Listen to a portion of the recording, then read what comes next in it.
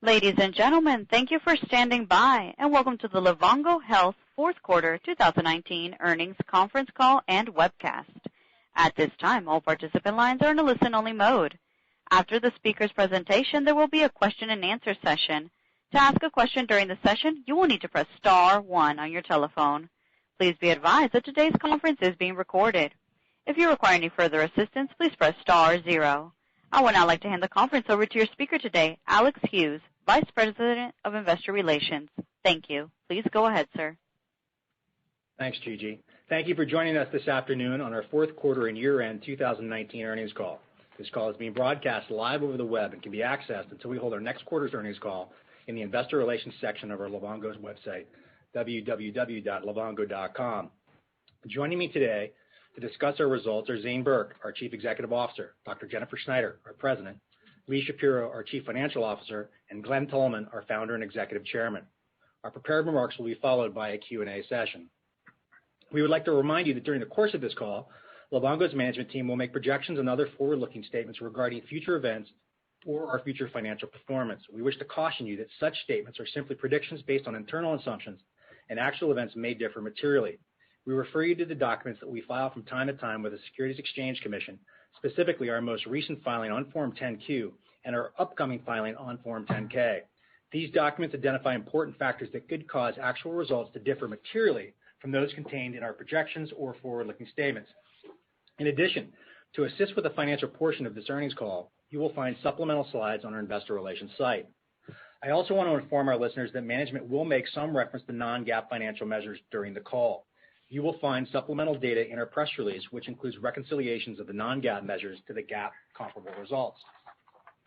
Finally, we have adopted a new revenue standard, ASC 606, using the modified retrospective transition method effective December 31st, 2019. In this script, we will report our 2000 financial performance under the old revenue standard, ASC 605, and we'll offer our financial outlook for 2020 under the new method, ASC 606. We have provided a reconciliation of the two standards in the slide deck on our Investor Relations site, as well as attached to our fourth quarter and full year earnings press release. With that, I would now like to turn the call over to our Chief Executive Officer, Zane Burke. Thanks, Alex, and thank you everyone for joining us this afternoon. We finished 2019 with excellent momentum and enter 2020 well positioned to pursue our mission of empowering people with chronic conditions to live better and healthier lives. Before I turn the call over to Dr. Schneider to discuss the progress we are making with our whole person platform and to Lee to review our financials and 2020 outlook, let me highlight our momentum in this very large market opportunity. We continue to experience very strong financial growth, exceeding across all our guidance metrics for the quarter and year. Revenue increased 137% year over year in the fourth quarter and by 148% for the full year. We grew Livongo for Diabetes members by 96% for the year, adding 109,000 members and finishing the year with 222,700 members.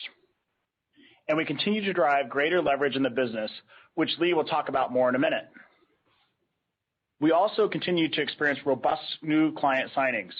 We had a record Q4 EVA of $76.7 million and finished the year with 804 clients.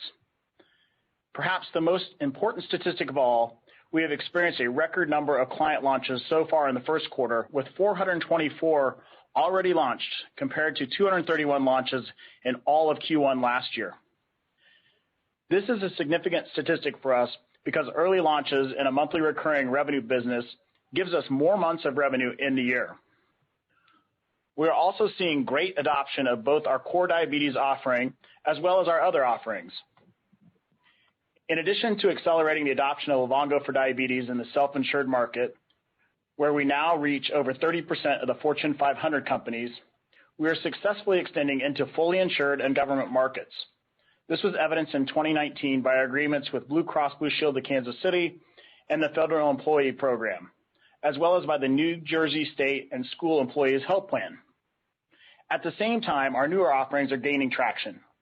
We finished the year with over 48,000 members for our other offerings in hypertension and prediabetes weight management, Specifically in Livongo for hypertension, we increased the number of potential recruitable members on our platform by 370%.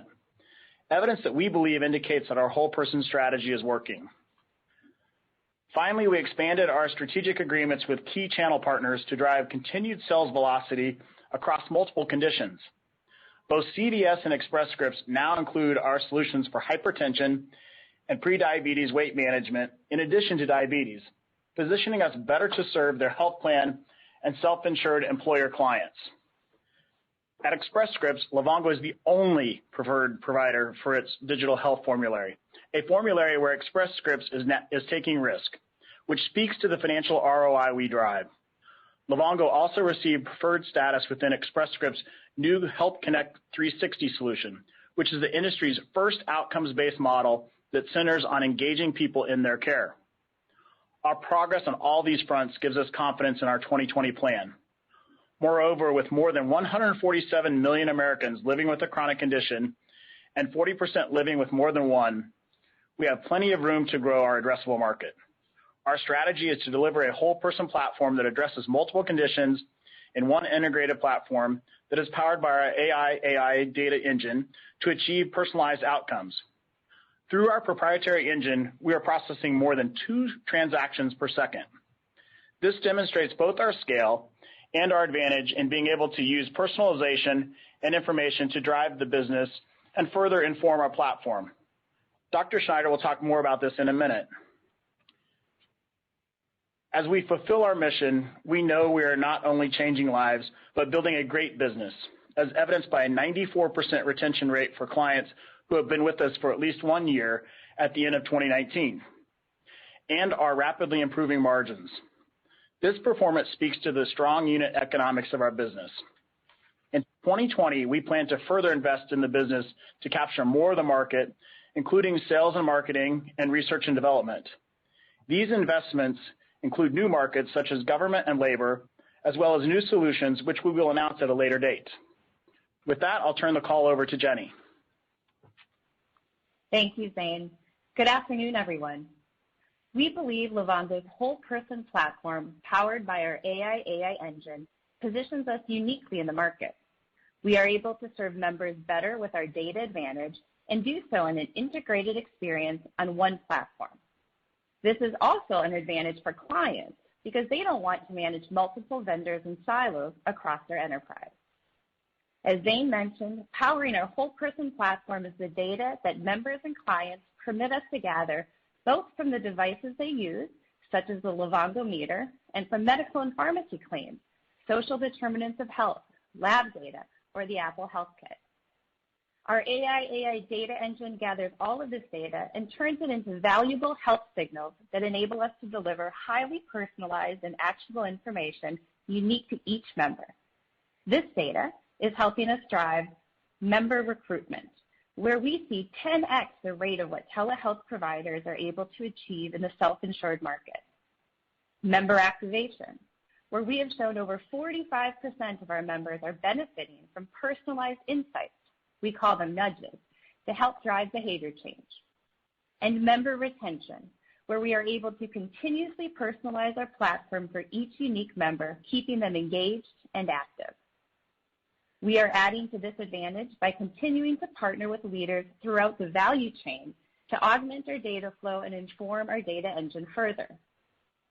We recently announced our partnership with leading CGM maker Dexcom, where we will, at the request of our members, stream data from their Dexcom G6 to our data engine to better inform Livongo's full 24/7 member support.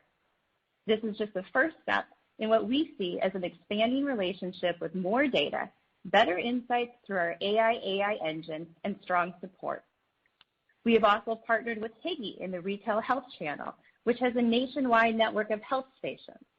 Consumers will be able to utilize Higgy's smart health stations to measure vital health information, better understand the risks of common chronic conditions, and determine if they are eligible for Livongo's chronic condition management solution. Higgy allows us to meet members where the members are. As we continue to build out our whole person platform, we remain committed to our 3 critical pillars of success. 1, producing a consumer experience that our members love. 2, driving real and scalable clinical outcomes. And 3, demonstrating a financial return on investment for clients. We think of all 3 of these as connected so that when members love our platform, they use it often. When they use it often, they achieve better clinical outcomes. And when they achieve better clinical outcomes, we can demonstrate a financial return on investment for our clients. We entered 2020 having made great progress in each of these areas. In the area of member experience, we achieved a 2019 Net Promoter Score of positive 64, on par with some of the best in technology and significantly higher than what is typically seen in healthcare. We also continue to round out our whole person platform with additional capabilities. In addition to integrating behavioral health into the Livongo platform, we have partnered with telehealth providers MD Live and Doctors on Demand so members can address medication changes, acute care, or behavioral health needs with a medical professional through our platform if they choose. In the area of delivering clinical outcomes, we continue to demonstrate strong results. Ending 2019, we published 34 abstracts and peer-reviewed articles to date across our various chronic condition programs and have 16 papers and abstracts in the pipeline. During the fourth quarter, we issued a study of findings at the American Heart Association scientific sessions that showed members using the Livongo for Hypertension solution and the Livongo for Diabetes solution on an integrated platform saw a clinically significant blood pressure reduction after only 4 weeks and experienced further improvements after using the program for 12 weeks. This study shows that by providing people with connected technology, insights, access to coaching, and the ability to manage their conditions outside of the 4 walls of the doctor's office, we can drive sustained outcomes. But even more impressive is that we can document outcomes through our integrated platform across conditions. At Livongo, we have one of the largest blood pressure data sets in consumer digital health industry, and this study demonstrates our results at scale. And finally, we continue to demonstrate real financial return on investment for clients. For the past 3 years, we have completed numerous ROI studies for certain participating diabetes clients, where 99% of the studies conducted for clients on our platform after year 1 demonstrated a positive financial ROI, and 100% of studies for clients after years 2 and year 3 demonstrated positive financial ROI. This gives us tremendous confidence in the value we are delivering to both members and clients. With that, I'll turn it over to Lee. Thank you, Dr. Schneider, and good afternoon, everyone. I am so very proud of the team at Livongo Health and what we've achieved in our short history. To provide some context, our compounded annual growth rate for revenue since 2017 is 135%. This is a testament to our recurring revenue model, and we believe places us amongst the fastest growing SaaS companies. Compounded member growth in our diabetes offering alone over that same period was 103%.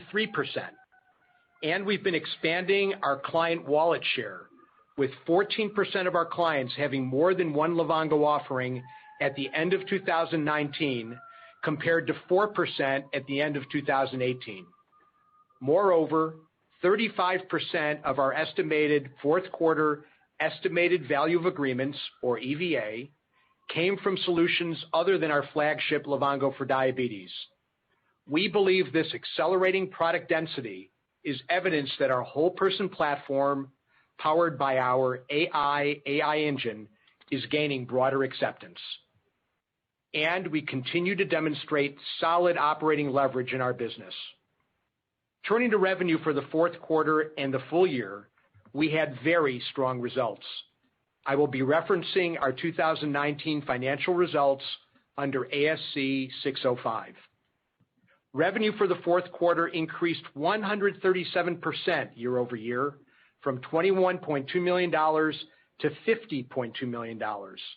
For the full year, revenue was $169.9 million, an increase of 148% over $68.4 million in 2018.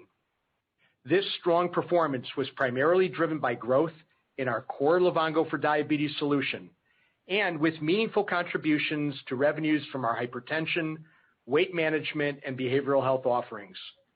For the year, our enrollment rate in Livongo for Diabetes was up slightly across the base to 35%, a reflection of the many new clients we started in the year.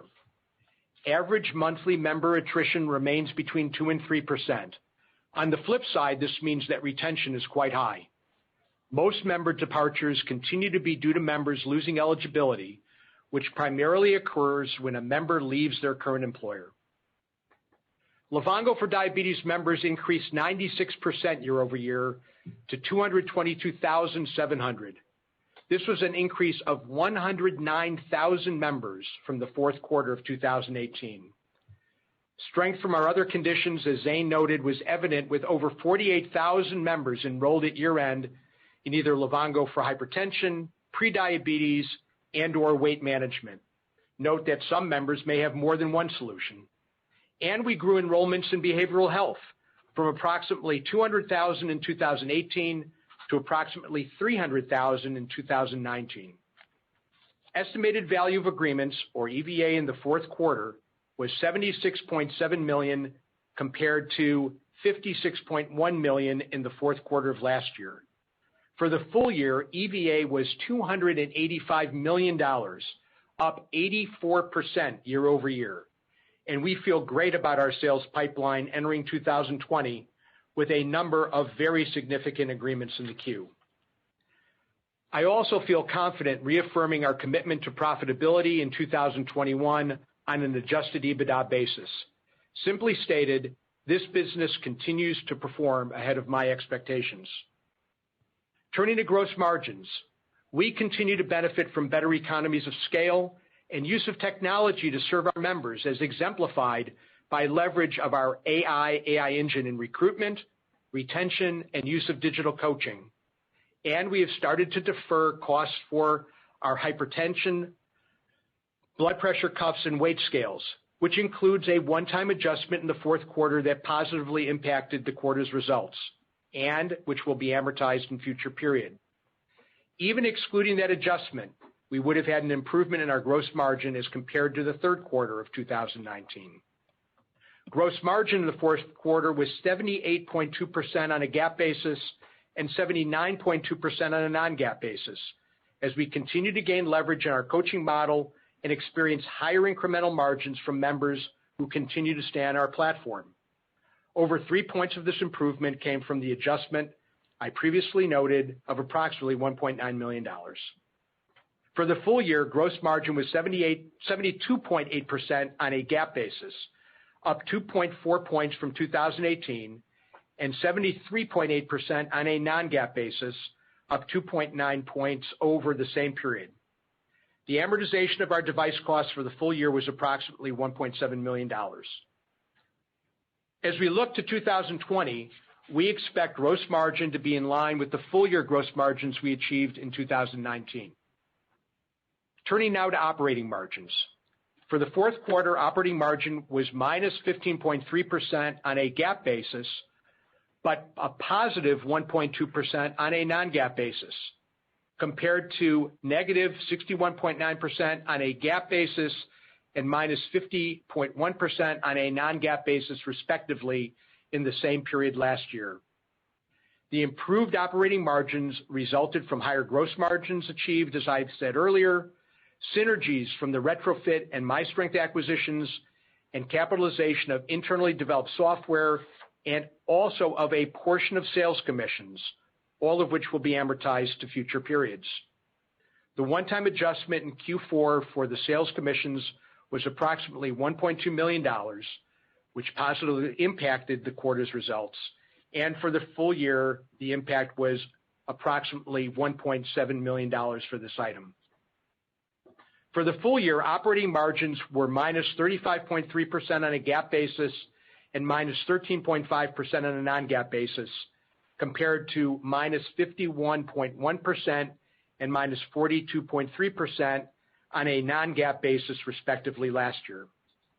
In the fourth quarter, we experienced a net loss on a GAAP basis of $6 million or minus 6 cents per diluted share, while attaining net income of $2.3 million on a non-GAAP basis or 2 cents per diluted share. For the full year, net loss was $54.9 million on a GAAP basis or minus $1.08 per diluted share and $19.2 million negative on a non-GAAP basis, minus 38 cents per diluted share. We finished the year with approximately 94.5 million diluted shares outstanding. Adjusted EBITDA for the fourth quarter was $1.6 million, compared to a loss of $10.2 million in the same period last year, which reflects the improvements I've been discussing that we've made in our business. It also reflects the deferral of device costs for blood pressure cuffs and weight scales and capitalization of a portion of our sales commission, those being the aforesaid one-time adjustments. For the full year, adjusted EBITDA was negative $19.6 million compared to negative $27.7 million in 2018.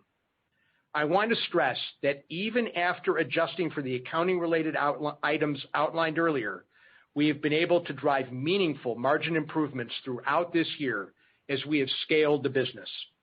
We expect to drive further margin improvements in 2020, along with rapid revenue growth, and continue to invest in the business, as Zane noted earlier, in light of the massive market opportunity in front of us. Turning to the balance sheet, we finished the fourth quarter with approximately $392 million in cash equivalents, and short-term investments. Let me spend a minute giving you an update on our lockup. In December, we conducted a secondary offering that resulted in the orderly sale of 2.8 million shares ahead of the IPO lockup release, and also resulted in the extending the lockup of a number of our largest shareholders into March. After the secondary, effectively 32 million shares came off the IPO lockup on January 21st, and another 45 million shares will come off on March 11th. Please note that our largest holders are very supportive of the company and has been previously disclosed were buyers in the IPO. As it relates to members of our executive leadership team, we expect a small percentage of holdings to come to market for personal or tax reasons through standard 10b5-1 plans. We do limit annual sales by our executive leadership team. With that, let me turn to providing our full year and first quarter outlook for 2020. I'd first like to offer some context. As a reminder, Livongo's business model is highly predictable based on a per participant per month subscription. We bill clients on a monthly basis only for each participant for which they are obligated to pay. At the signing of a client contract, it becomes recorded in EVA. Thereafter, we launch member recruiting with the support of our client and enroll members continuously thereafter. This is when we begin to generate revenue. Please remember that EVA is recorded at the time of the client signing and only includes new signings in the quarter or existing client expansions. It does not include renewals. Finally, on a more administrative note, our outlook reflects the new revenue recognition accounting standard ASC 606. You can find a reconciliation of ASC 605 and ASC 606 for both 2019 and our 2020 outlook in our slide deck on our investor relations website. Overall, the impact is insignificant to revenue and expense. Turning now to outlook. Of the $76.7 million in fourth quarter EVA, we expect approximately 50% to convert to revenue in 2020. In addition, we feel very good about our sales pipeline and have a number of significant agreements in their final stages. For 2020, we expect revenue in the range of $280 million to $290 million, representing growth of 65% to 71% over 2019.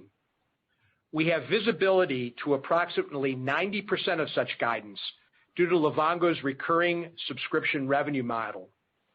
There are few businesses that I've experienced that can grow at this rate and have this level of predictability. Adjusted EBITDA loss for 2020 will be in the range of negative $22 million to negative $20 million. This implies adjusted EBITDA margins of negative 8% to negative 7%, or an improvement of between 3.5 to 4.5 points over 2019. We plan to continue to invest in the business in 2020 while simultaneously marching towards our goal of sustained adjusted EBITDA profitability in 2021. These investments will manifest themselves as expensive more so in the second half of 2020 than in the first half. For the first quarter of 2020, revenue is expected to be in the range of $60 to $62 million, representing growth of 90 to 93% year over year. Adjusted EBITDA loss is expected to be in the range of minus $5.5 million to minus $4.5 million. This implies first quarter adjusted EBITDA margins in the range of minus 9% to minus 7%.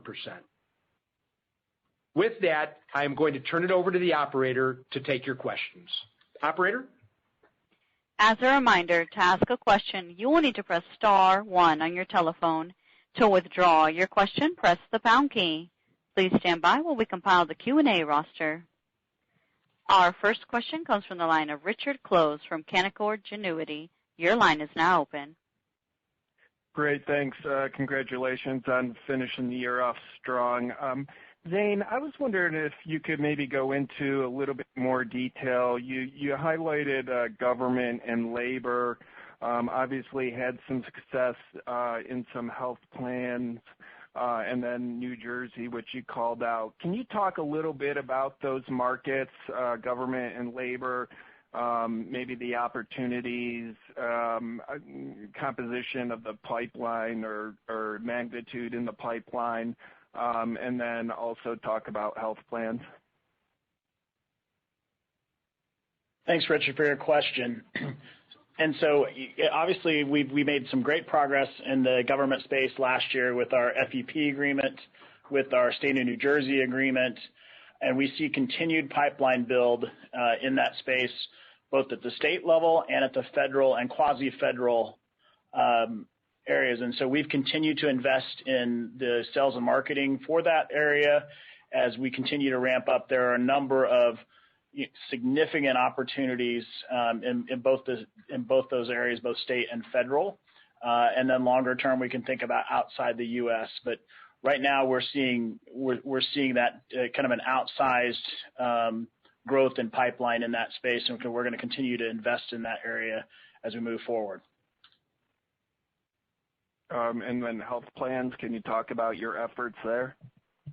Thanks, Richard, for the second part of that question. On the health plan side, we added 9 health plans in last year, and which is significant overall. We had a number of additions on the fully insured side, and so some really, really good progress in that. In addition to really working with our current partners on how do we expand into the whole person or the other solutions that we have, and really making a traction in that space. So, as a reminder, when we typically we start with the ASO or self-insured side of the business, and they sell back into their clients, and then we make a progression where we move more into the fully insured side of the business, and we're really the only ones that can do that because of the ROI piece that we have, and that's what's evidenced as those fully insured health plans, as well as what you're seeing with a couple of our large partners in ESI and CVS. Okay. And Lee, a follow-up would be on the EVA. Can you talk a little bit about the cadence on a quarterly basis with EVA? Sequentially it declined from the third quarter. You did say you had a record level in the fourth quarter, but just talk about how it progresses quarter to quarter, and maybe that step down isn't negative necessarily. No, it's not. It's down slightly quarter over quarter, similar to what occurred in 2018. But frankly, we feel really great about having $285 million in EVA for the year. great growth year over year from 2019 over 2018, and also feel great about the pipeline going into the year. Zane, do you want to add something, please? Yeah, I would just say, Richard, all the leading indicators we have for our sales pipeline, the number of opportunities we have, both in terms of numbers and sizes, are all at the top of our expectations as we move forward. So we're feeling really good about 2020 and really the confidence we have in our ability to deliver on our guidance. Okay, great. Thanks. I'll jump in the queue. Thank you. Our next question comes from the line of Robert Jones from Goldman Sachs. Your line is now open. Hey, great. Thanks for the questions. I guess I wanted to go back to the visibility into 2020. I know you guys were saying 50% of the EVA from this quarter is expected to convert in the next 12 months. You had shared 40% from the 3Q EVA expected to convert. I guess really the essence of the question, and Lee, I think at the end of your comments you might have made a reference to 90% visibility. I guess if we think about the guidance you just gave for 2020, how much of it is dependent on winning and converting revenue in 2020 versus kind of what you're sitting on today from where EVA stands? So thank you for the question. And when you think about this visibility, because of our subscription-based recurring revenue model, we have tremendous visibility. This 90% number gives us great confidence in terms of where we are. And as shown in the slides that we have submitted in our investor relations site, as well as I think attached to the press release, it shows that based on our run rate exiting last year, and then the amount that we see converting from Q3 and Q4, there's frankly great visibility to that, plus what we already view as being in place for Q1 of this year. Recognize that what we sell later in the year provides very little lift to 2020. Many of the clients that will sell in Q3 and Q4 will start to convert in 2021. And so we've done a tremendous amount of work to set up the year already. And this also has a lot to do with the net dollar-based expansion rate of our clients, because we're continuing to find ways to enroll more members in our diabetes solution. And that gives us the opportunity to continue to expand revenue. And if I may just add one other part, the really key to the confidence we have is really that we've already launched over 400 clients quarter to date, and all of last Q1 in 2019 it was 231. So it just gives you the flavor of how much visibility we have and the ramp of that as we move forward. Understood. No, that's helpful. I guess just a quick follow-up, because we've been getting this question, as I'm sure others have as well. Anything we should be concerned or thinking about around the coronavirus impact on potentially supplies of strips, cuffs or devices? No, we have a varied supply chain across the world, and we're prepared. You may see in our balance sheet overall, we had invested in inventory at the end of the year, and frankly, that was more of a hedge against the trade challenges that some of those that may be disrupted there. But we don't expect any challenges around that, and we've got quite a nice stock to prepare for both our large number of launches as well as protect against any kind of issues from a trade perspective. Okay, great. Thanks. Thank you. Our next question comes from the line of Sean Wieland from Piper Sandler. Your line is now open. Hi, thanks very much. So on the Dexcom partnership, could you maybe share what kind of assumptions you have on utilization there, and how many CGM users you have in total on the platform now? And also, just help us better understand for a CGM user how that better informs, or does that better inform the algorithm and improve the value proposition? Sean, this is Jenny. Thanks for the question. So again, we're really excited to be partnering with the leading CGM provider, Dexcom. We believe that in conjunction with what we offer, really allows us to get more data points in so we can drive an incredible member experience. So we have a consistent stream of blood glucose data for those members who opt in to share that data, and that allows our AI engine to deliver continuous ongoing insights on top of the collection of data that Dexcom is able to provide. We're really excited. You'll hear some future announcements as we continue to invest and to grow in this partnership. Today, our baseline of CGM users, it reflects the general population of CGM users, and that is reflective of both people type 1 and with people type 2. Okay, thanks for that. And of the growth that you're talking about in new business, what % of this is coming in versus direct versus channel relationships?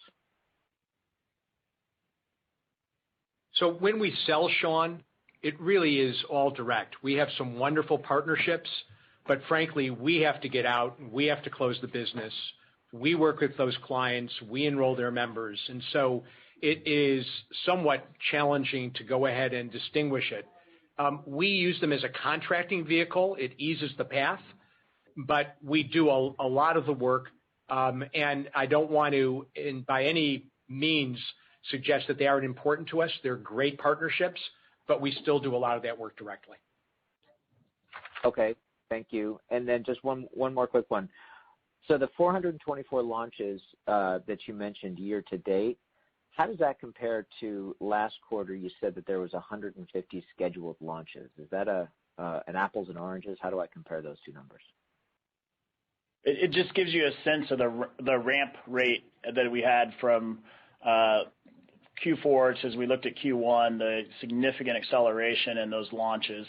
And really where we look at is quarter over quarter, you look at that 400 plus versus the 231 in the Q1 of 2019. So we think about it in the sense of the quarter over quarter growth, and we're obviously only 2 months into the quarter, so we'll have additional launches as we move through the rest of this quarter. Okay, thanks very much. Thank you. Our next question comes from the line of Ricky Goldwasser from Morgan Stanley. Your line is now open. Yeah, hi, good afternoon, and congrats on a good quarter. So first, wanted just to better understand the density of the client density. Obviously, you were seeing some nice ramp in clients that are buying more than one offering. Can you give us a little bit more color on what type of customer where that type of sale resonates? Is this a function of the fact that you're starting to see increased penetration of Fortune 500, or are we seeing it also with the health plan business? This is Zane. Thanks for the question, Ricky. It's actually across our business. So when you look at it, you start first with that Fortune 500 piece, and we are disclosing here that we've moved from 20% of the Fortune 500 into 30% of the Fortune 500. So the growth in 2019 in that Fortune 500 was very significant for Livongo. We are seeing where those additional solutions are being picked up first in the commercial side, and so those clients that have been with us the longest in that marketplace is where the growth is. But then we also added to our significant partnerships at ESI and CVS, where we added our additional solution sets, and that piece won't really kick in until 2020, because they go through their account planning and selling seasons, and so you won't really see that affect our EVA until this upcoming next year. I think what's really encouraging for me is the new business side and our new footprints. More and more of our new footprints are having more than just diabetes management. And so as evidenced by the 35% of our bookings coming from outside of the EVA coming from outside of diabetes management, it's proof that our whole person model is working in that regard. And so we've continued to drive like that side. And as you think about just one more thing around the ESI side, being the only preferred supplier on the formulary, again, that hasn't kicked in at this point. That will hit us in 2020. So those are big net positives for 2020 as you look forward. And if the history holds true in terms of being the preferred on the formulary, we should expect an outsized share of the solution on the solutions that we have under contract, which is basically everything. So I'm really excited about how we're seeing across our entire client base. The health system side, the health plan side, is beginning to buy increasingly on those other solutions as well, but it's a little bit behind where the commercial and the partner side is at this point. Okay, and when we think about that ASI, that's got an opportunity kicking in 2020, should we think about that as upside to 2021 revenues, or can we see that benefiting revenues already in 2020, but not including most of that will be EVA? Yeah, most of that will be 2021 because they'll go through the account planning season. They'll do the buying, which typically will happen in the Q3 and Q4 of next year, and then that's typically to benefit 2021. So it gives us, I love this business because it truly has a very visible future, both from what we do from an enrollment perspective and from a bookings perspective. And so it's really all the work that you do shows up in periods looking forward, and we're able to, because we have such a predictable model, it allows us to look forward and invest in the future pieces. And this is one of those evidences of the investments we made in 2019 will actually benefit us in 2021. And when we think about the gross margin, I mean, obviously you exceeded our expectations meaningfully. There's some moving pieces in that gross margin figure. Can you give us a sense of what gross margins would have been excluding these one-timers and how it compares to your long-term goals? And given what you're seeing now, are you looking at kind of like upping the guidance for long-term profitability? So thank you for the question. We expect that our margins will be in the same range that we spoke to previously in our long-term operating model, in kind of that low to kind of 72-73% range. And that would be consistent with what we achieved in 2019 from a gross margin standpoint. The gross margin in the fourth quarter, being as high as it was on a GAAP basis, around 78.2%, as I mentioned, benefited from some one-time adjustments. About 3 points of that margin came from those adjustments of $1.9 million. But we would have been somewhere in the range of 73-74% without it. Okay, thank you. Thank you. Our next question comes from the line of Anne Samuel from J.P. Morgan. Your line is now open. Hi, guys. Thanks for taking the question. I was maybe just hoping to piggyback on Ricky's question on the margins. I believe you spoke to some investments more back half weighted. I was just hoping to maybe you could explain a little bit about what's driving the seasonality, and will that carry into the first half of 2021? Thanks. So the investments that we're making are in people for the most part. We're going to be hiring additional sales and marketing folks to help drive our expansion into new markets.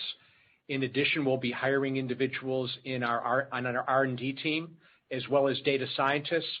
And so those costs, we're in the process of hiring now. You won't see kind of the full impact of those salaries until later quarters, and so that's why it will manifest more later in this year, and that will become part of our run rate in terms of some of those areas as we go into 2021. The great thing is that revenue is going to accelerate much faster than those expenses, and so we will see operating margin improvement throughout the year, and that will continue in 2021. Profitability is still what we've said is adjusted EBITDA profitable on a sustained basis for 2021. Very helpful. Thanks, guys. Thank you. Our next question comes from the line of Scott Burke from Needham. Your line is now open. Hi, everyone. Congrats on a great quarter, and thanks for taking my questions. I have one and a follow-up. I guess on the first one, I don't know if it's Zane or Jennifer wants to take this, but the platform, the AIA platform, has obviously grown a lot in terms of the amount of data that you've been able to bring on board the last 2 years, given the growth of the company.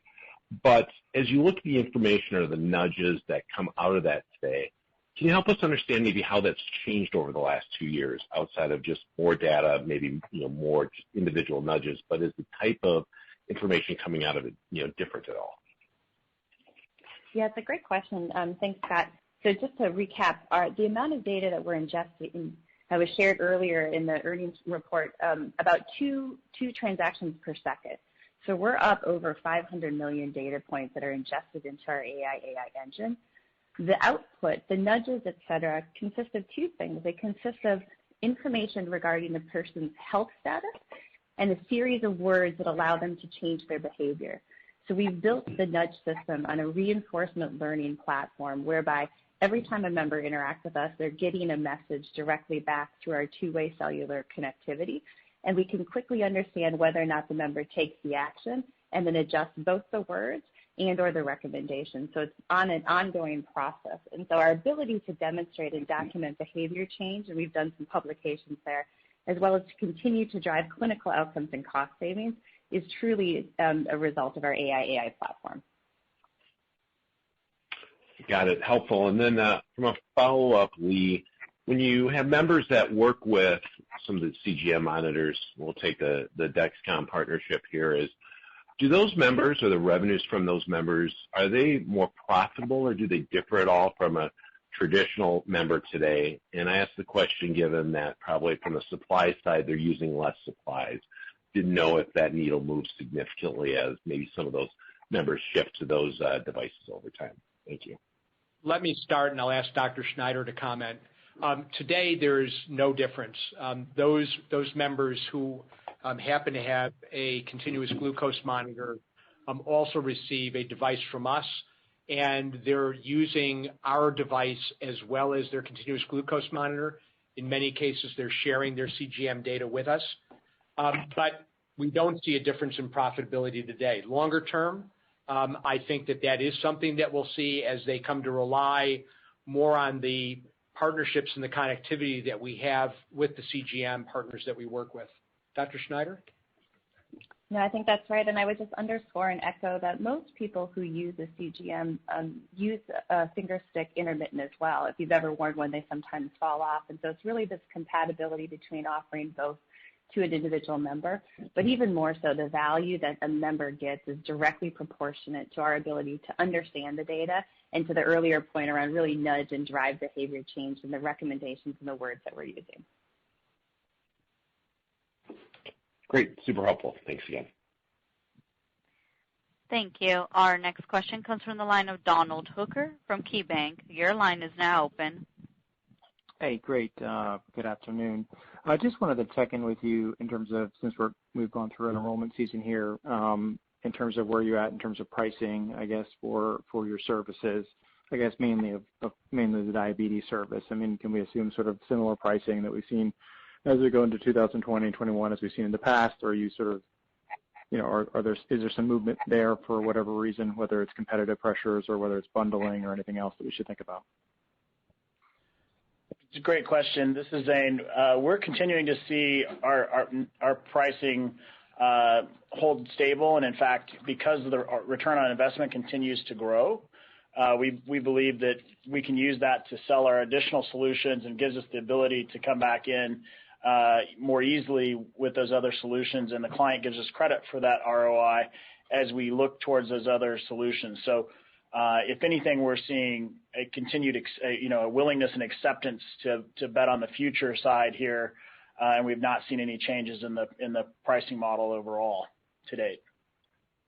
Okay, super. And then I think, Zane, you threw out the interesting factoid that I think over 48,000 members are using services other than diabetes. Maybe just as a sense, are most of those members kind of cross sales to existing diabetes? If you could ballpark for us, or are you kind of seeing, are those services sort of separately going into market and seeing traction with separate clients, I guess would be my question. What you're seeing today is mostly a lead with our whole person strategy. So it's actually where newer footprints, where we're adding those additional solutions, and our whole person strategy is resonating, and then selling back into our base of those clients that have had great experience with diabetes management and are now wanting to try some of the other solutions as we move forward. We have not yet aggressively pursued a standalone sell related to those solution sets, although weight management has been one of those areas that has had some success on its own on a lead with basis. So I appreciate the question. Operator, if we can, we'll take one more question. Thank you. Our next question comes from the line of Richard Close from Canaccord Genuity. Your line is now open. Thank you for the follow-up. Just quickly on enrollment rates, I don't think there was any update there. Can you provide us any more information on where enrollment rates are trending? Yes, Richard, this is Jenny. So we've seen an uptick in our overall enrollment across the book of business by a percentage point. What we've been able to see is by market comparison and even a higher amount of improvement in enrollment. Given our ability to penetrate into the vast markets of the government and into the payer markets, we see that those enrollment rates come a little bit slower, and so they pan out a little bit slower over time. But across the book of business, we have been able to see improvements, even more so as you compare market by market. Okay, and then for EVA, do you guys still sort of factor in roughly a 25% enrollment rate? That's correct. And just to expound on Jenny's comments a little bit, what's really great is we're actually able to get to some of these bigger populations that other companies can't scale to. They may have some lower enrollment up front initially, but it allows us to get in those big populations, and then you can think about growth overall. Great question. Thank you very much. Have a good day. Thank you. So Thank you. So, at this time, go ahead, Gigi. Thank you. At this time, showing no further questions, I would like to turn the call back over to Zane Burke, CEO, for closing remarks. Thanks, Gigi. I want to thank you all for your interest in Livongo. We are very pleased with the results and our momentum as we empower our members to live better and healthier lives. We enter the year incredibly well positioned to continue driving rapid growth against this massive opportunity. Thanks all, and look forward to seeing you. Ladies and gentlemen, this concludes today's conference call. Thank you for participating. You may now disconnect.